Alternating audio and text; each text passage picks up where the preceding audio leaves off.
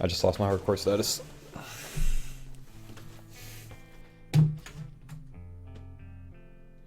There it is, guys. None of that. None of that. Okay, I want to do something. I want to be on the other side of this, so Bouncer can't come out and smack me. So let's go ahead and... Yeah, there we go. Juke him around this way. This way we get Bouncer straight into a safe spot, I think. Yeah, I think you're right. I think he can max 13s, which is why I don't want to be on that northern side. There we go. Straight into the safe spot. Can't get smacked. Easy peasy. We've still got General Khazard.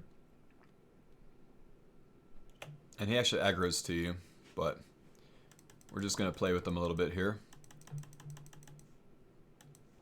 And that unaggroes him. See you, mate. You can skip it? Yeah, you can skip General Khazard. That's the one that you don't have to kill, man. You just leave.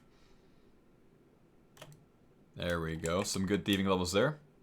Let's go get 14 HP by killing some imps, and then we'll go back to Wintertod.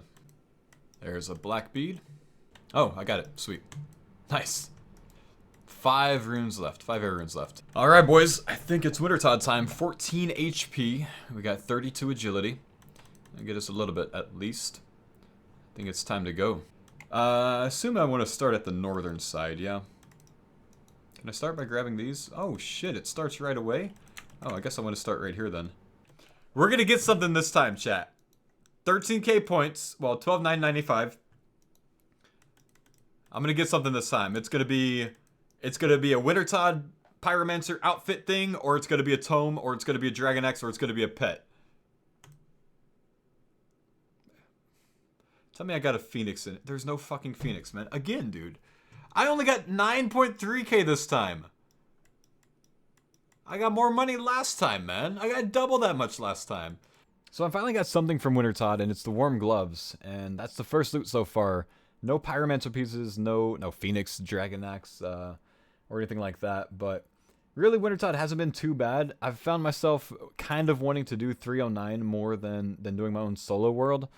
Simply because the low agil level kind of means that, you know, I can't really...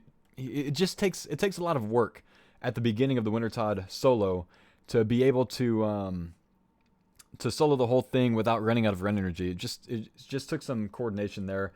I guess if I, do it a little bit more, I'll get used to it. But for now, I'm kind of doing these solo runs and then going back to 309 and restoring run energy there.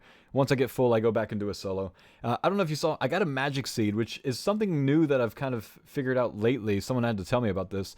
If you keep 3 warm gloves in your bank, you won't actually get any more warm glove drops. But when you roll the warm gloves in the crate, it actually gives you a magic seed as well.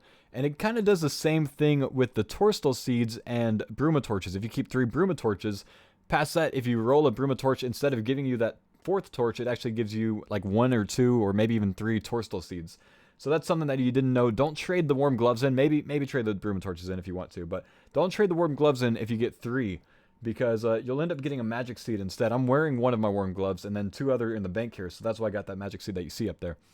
So pretty interesting tip here. I'm trying to get some magic logs. I'm hoping that I can.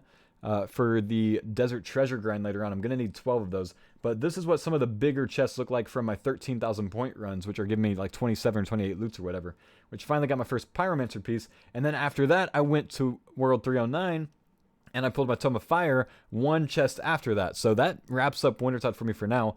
That's level 78 and like 57 runs so far. 1 Pyromancer piece, 3 warm gloves with 1 additional roll for the magic seed and the Tome of Fire. So, oh yeah, 53 chests, not 57, but yeah. That's going to wrap that up here. Oh, come on, dude. This is just a terrible idea. HC wanna die. HC I wanna die. Has a mugger sitting outside here that he's locked in, and he's just AFKing here at Aubrey. If I open this door, this mugger walks up to him and smacks him dead. 10 HP. You're dead in like 5 seconds, man. I'm gonna help you out here, dude. Because this is just like the worst way to die. Why would you do that? He's been AFK here the whole time I've been standing here. There's no way he's buying runes for that long. Oh, if I was another person, man. Take him out. Alright, well, kind of got to that point where, I kind of need law runes. I've got a lot of cash from Wintertod left over. And my only real choice is either come out here to the Mage Bank for it, or maybe do the feud quest, unlock Ali Morasane's rune shop, and buy, 20 per world that way. Which is fine, but I'd rather just run out here and take the trip. I don't expect to run into anyone. I'm maybe 14, 15 combat or something, so if someone's going to attack me, I just don't expect to see too many level 65s or 70s rolling around. It could happen, but I guess if I'm quick to a log out, I'd be okay. But anyways, come out here. We'll get some log runes for the quest grind because I've got a lot of quests to do. Alright, so I decided if I'm going to be questing, I want to go ahead and get a rune sim out of the way early. And instead of doing that from fire giants, I'm going to come over here to the ZMI altar. But first, I'm going to kill these monks right outside to see if I can maybe get some mage robes.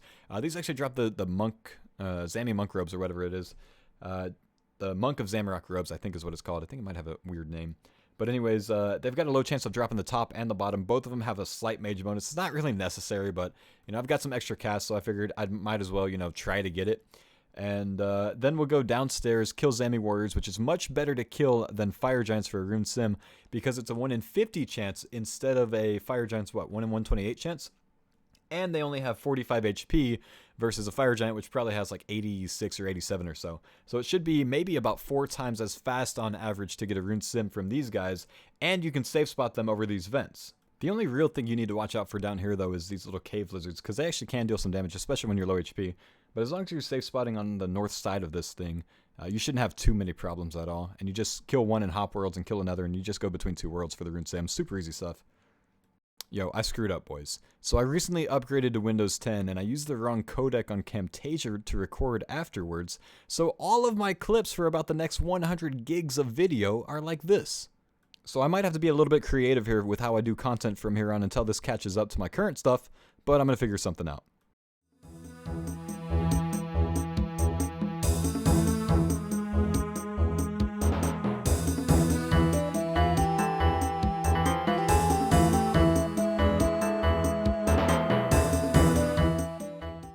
So I've shown this on my stream a few times, and I think I've shown it in one video on YouTube before, but you can actually safe spot the Witch's House monster, which is kind of helpful if you're 10 HP and you don't have a lot of food with you.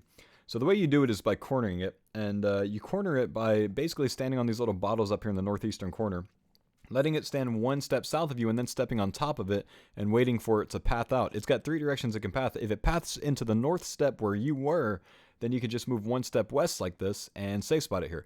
Simple, easy to do, and you can actually do this with a ton of monsters in RuneScape, so it's just a good thing to learn now and kind of understand how the mechanics of it work. A monster will always path east or west before it prioritizes north or south. So instead of pathing south right now 1 step, he's trying to path west into that little broken chair, except he can't move because it's there. And he's not going to actually override that because, well, that's just not how they're built to do. So I'm going to use this on the first couple here, and then over by the ball, I can actually safe spot the last one, the last 2 forms back there. Since they're a little bit bigger, you can't use this method.